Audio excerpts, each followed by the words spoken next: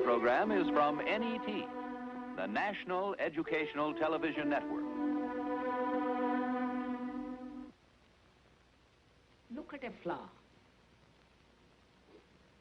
Have you ever looked at a flower?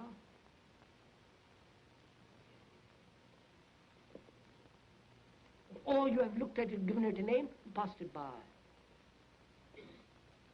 Or you say, how beautiful, let me smell it.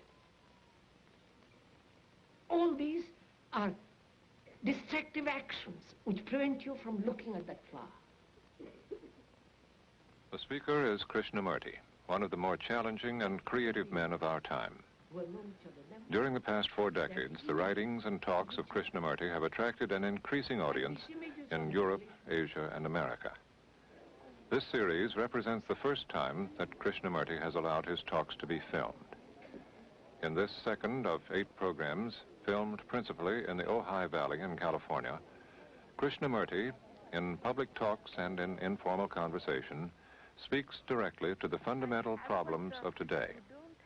In particular, he speaks of the problem of change and suggests that the real problem is not changing society, but changing ourselves. Various forms of entertainment, including churches, but it has no meaning. Is it possible to empty the mind of the known? One must have asked this question vaguely or with a purpose, because one suffers, one has anxieties, whether it's possible to go beyond, or one has vague hints of it. Now we are asking it, we are asking it as a question which must be answered, as a challenge which must be responded to. And this challenge is not an outward challenge, but a psychological inward challenge. And we're going to find out whether it is possible to empty the mind of the known. Look at that oak tree. Actually look at it.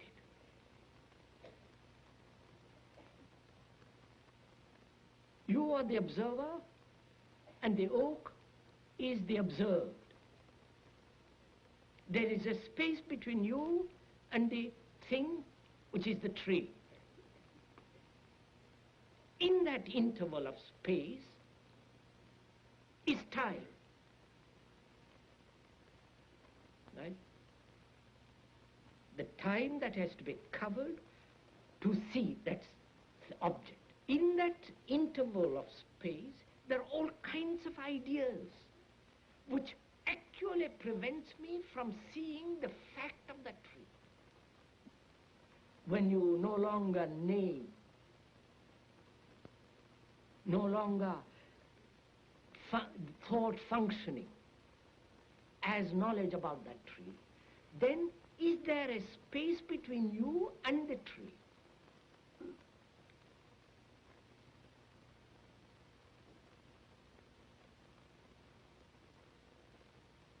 Then, if you go into it very deeply and observe all this, then the observer is the observed, which is not the observer identifies himself with the tree. Observer is the image which has been created. Observer is the image that has been created.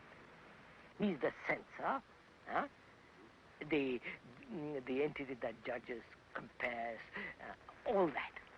Now, and then he looks at the object.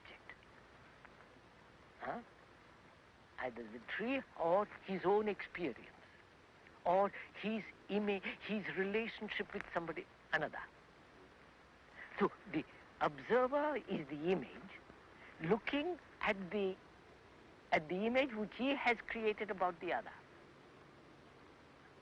So the relationship between the observer and the observed is not a relationship.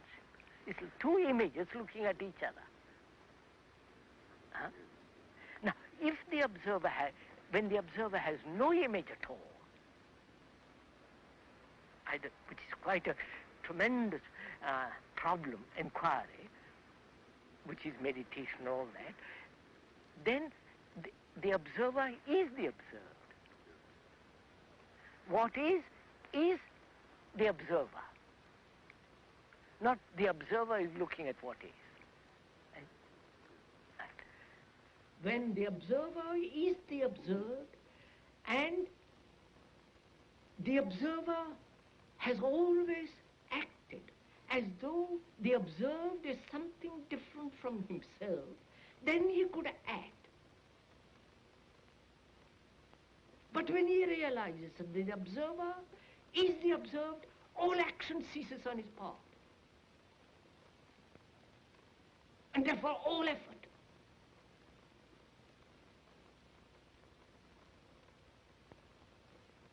And therefore there is no fear at all. This requires a great deal of inward inquiry, inward observation, step by step without coming to any conclusion. Why do you choose? What is the necessity of choice? If you see something very clearly, as we just now saw what freedom implied, and when the mind is only free that it can see the total, when you see that clearly, there is no choice. It's only the confused mind that chooses.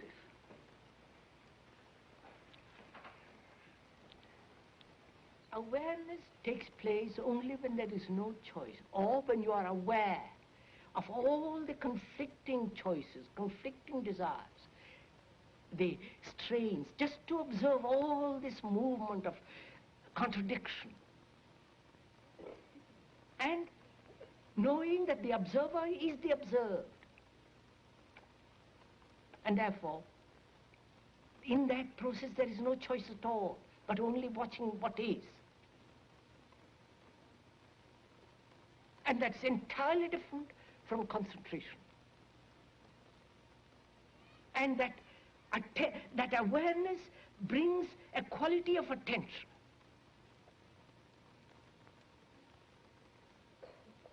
In which there is neither the observer nor the observed. When you really attend, completely attend. Like when you're now, if you are really listening, there is neither the listener nor the speaker.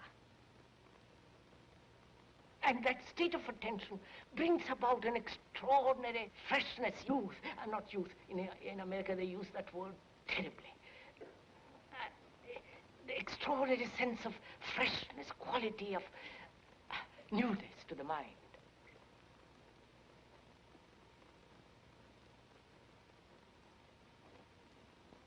And this emptying of the mind with all the experiences it has had is meditation.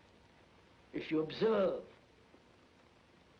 very closely, and that's one of the most arduous things, and that doesn't need effort at all, just to sit of an afternoon, whenever you have time and leisure, to look at it. To look at a flower, to look at yourself, to look at all the movement of your thought and your feelings and your reactions. Just to observe without any choice, which is the beginning of self-knowing. And without self-knowing, man is caught everlastingly in confusion and misery.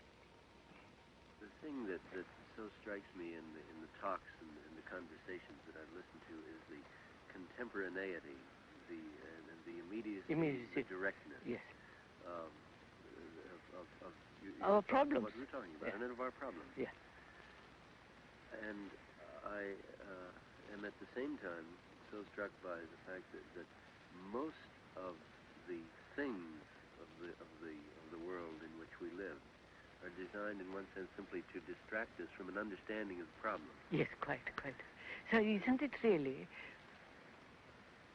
we have developed a whole network of escapes. And we are caught in those escapes. And those escapes are preventing us from understanding the problems. The problems are there.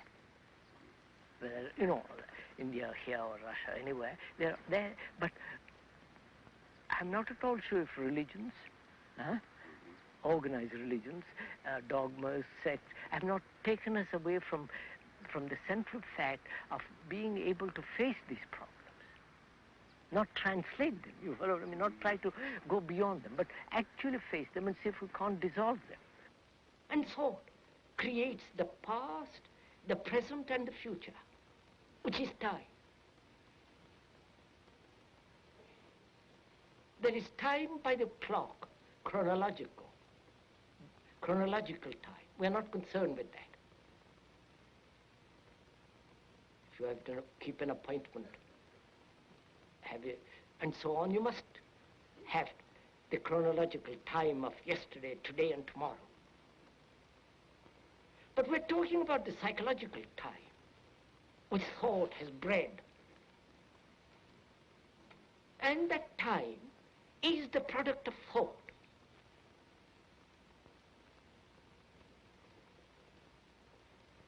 I have had that pleasure, I am going to have it, and I shall have it.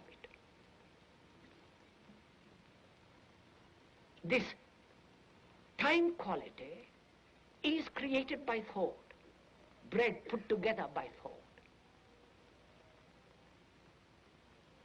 And thought is time, and it is time that creates fear.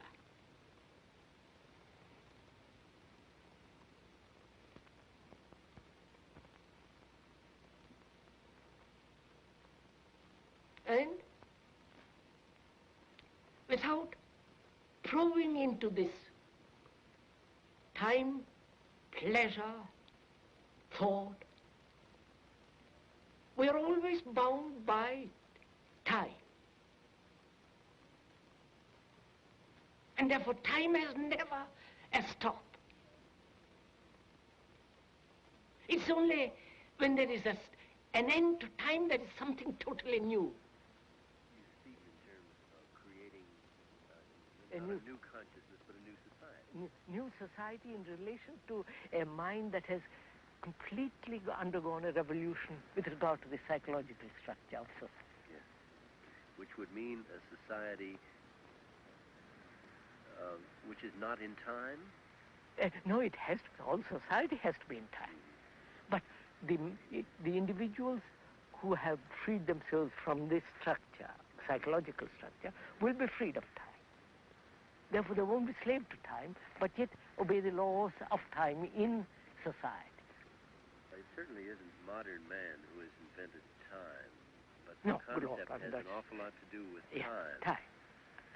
I think it is because he made himself incapable of facing what is the fact. Therefore, he has a concept about the fact inwardly, psychologically, and according to that concept formula, he functions. Therefore, the fact, the formula, and action are contradictory with each other. Yes. And therefore, he's in constant battle with himself.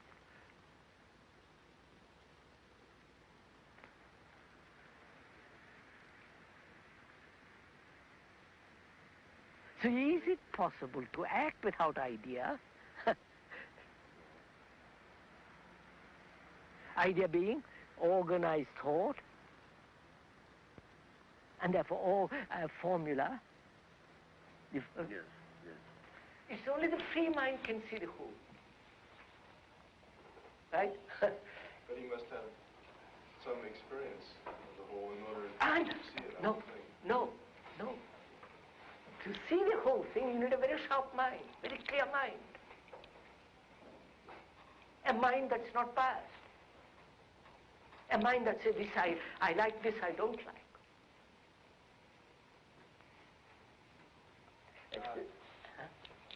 Well, you have eliminated the mind that is in a pattern or expects to be led or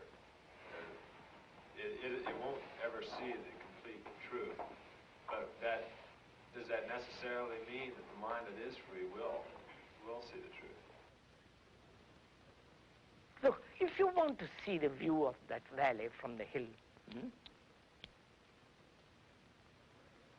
you take a survey of the whole thing, don't you? That means your mind is no longer merely fixed on the Thatcher school or a particular school. You look at the whole valley.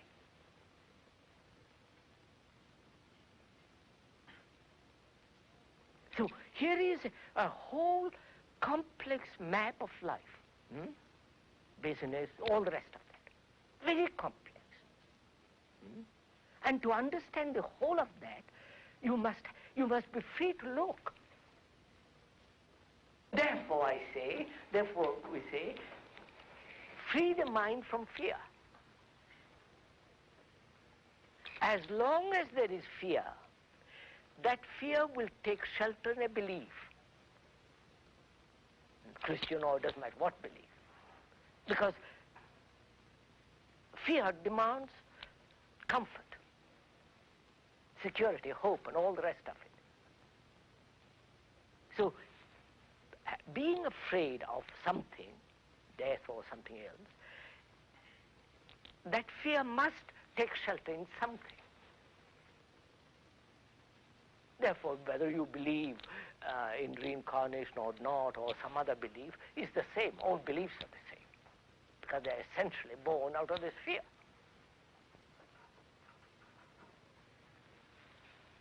So really the question is, can fear be eliminated altogether? It's like inquiring into if there is such thing as God. I put it in quotes. That word God is so heavily loaded that has almost lost all its meaning. If one wants to discover it, if there is or if there is not, how does one proceed? Obviously, to find out, all types of belief must come to an end. And therefore, which means all form of fear must come to an end. Belief is a form of hope. And I hope because I'm in despair. And I invent a belief, a security, a state of mind which says there is something which is permanent. And I believe in that. And that belief, obviously, not only conditions all examination,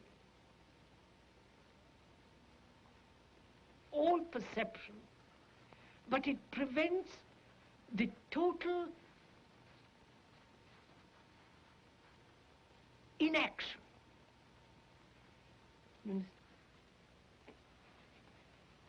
Sir, what is thinking? You ask me what is thinking. So my mind begins. Let's go into a little bit. First, I can say, I really don't know. Then we can begin to analyze and say it is response of memory. You ask me, what is my name? And I know because I've repeated so often, I tell you immediately. Now, you ask me a little more complex question. It takes the time interval. In that time interval, the mind is in operation to find the answer. But if you ask me a question, something which I don't know, which nobody knows, which no book or philosophy answered it, then I can honestly say, I don't know. I don't. It's both then a significant question and a significant answer. I really don't know. Now, when I say I don't know, I really mean I don't know. That means I'm not waiting for an answer or expecting someone to answer me or looking for an answer. I don't know. Which means my mind is completely alert, but I'm not looking because I don't know where to look or to whom to ask. Now, in that state, I begin to discover. Because that state is real freedom. Such a mind is the religious mind. No longer seeking, no longer demanding experiences, is not caught in visions.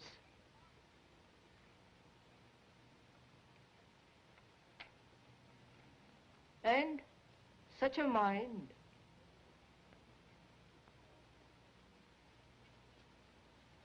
has an activity totally different, at a different dimension, which thought can never possibly reach.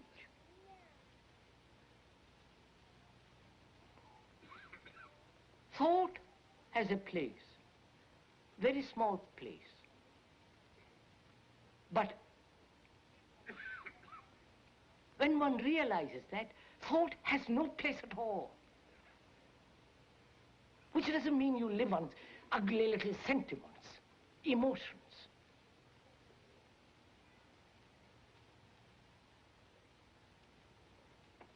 So one can function normally, healthily, sanely in this world with a mind that is not cluttered up by thought. And it's only such a mind, the religious mind, that can know something beyond all the imaginations and structure of man's hope.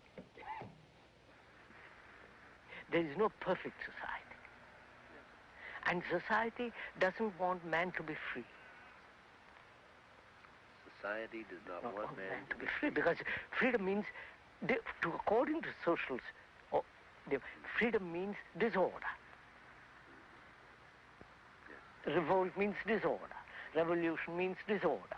So society says, forbids that. But man is always seeking freedom. But freedom merely outwardly, in relation to the social structure. Therefore, he is a revolt against society, but not revolt against the inner psychological structure which has created this society. I don't... Yes. Therefore, the genuine radical is... the He's revolution occurs within the human being. Yeah. Within the skin rather than within the framework of social order. We are taking a journey together into the whole psychological structure of man.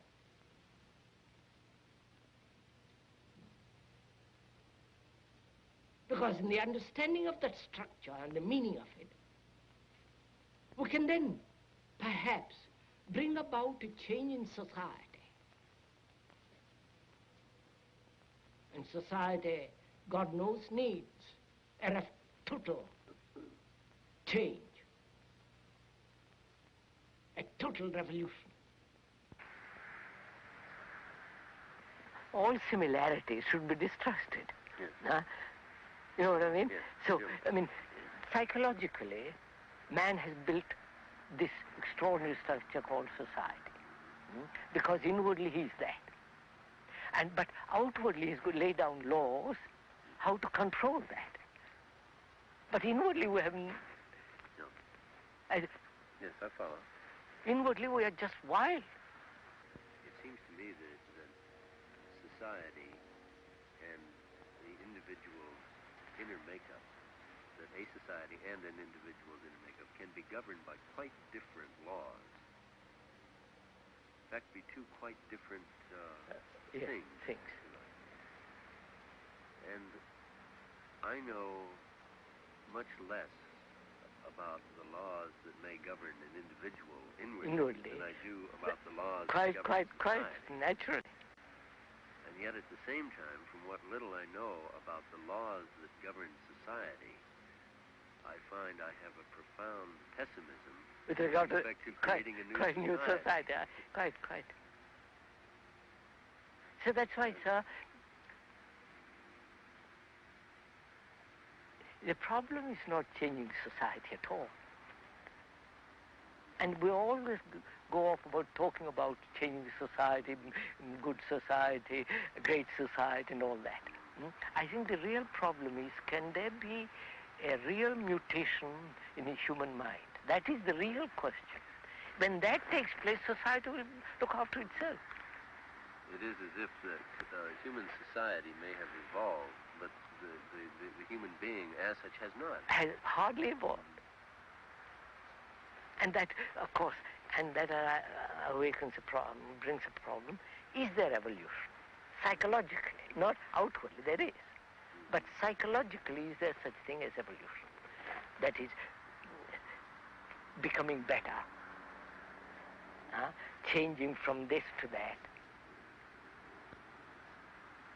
or creating an inward perfection. All that implies time. And time is essentially, through time you can't possibly change the psychological factor. No. So if one can put away all idea of gradual revolutions inwardly, then we have to face the fact what is inwardly each minute and see if that fact, if what is cannot be absolutely be eliminated immediately. That is the real question. I don't know.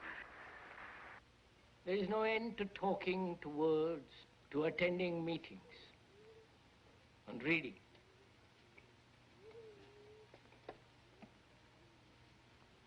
But attending meetings, reading, discussing has very little value.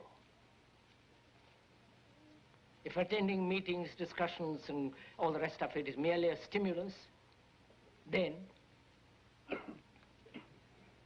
you are dependent. As people are dependent on LSD, on music, on pictures, on doing something. And as long as one is dependent, one is in conflict, one is in despair. And one has to come, not through reading, to discover the whole process of knowing oneself. For the knowing of oneself is the beginning and the end of all misery.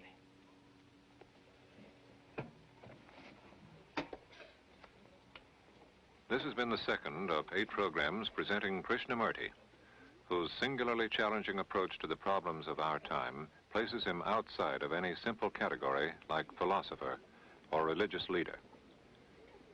Subsequent programs will explore love, fear, conflict, the aging of the body, and death.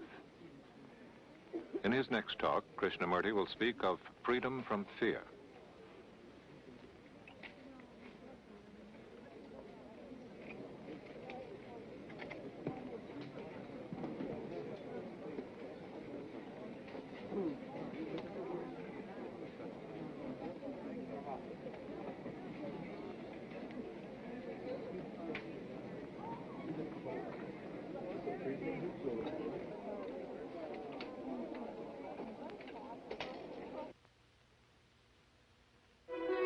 This is NET, the National Educational Television Network.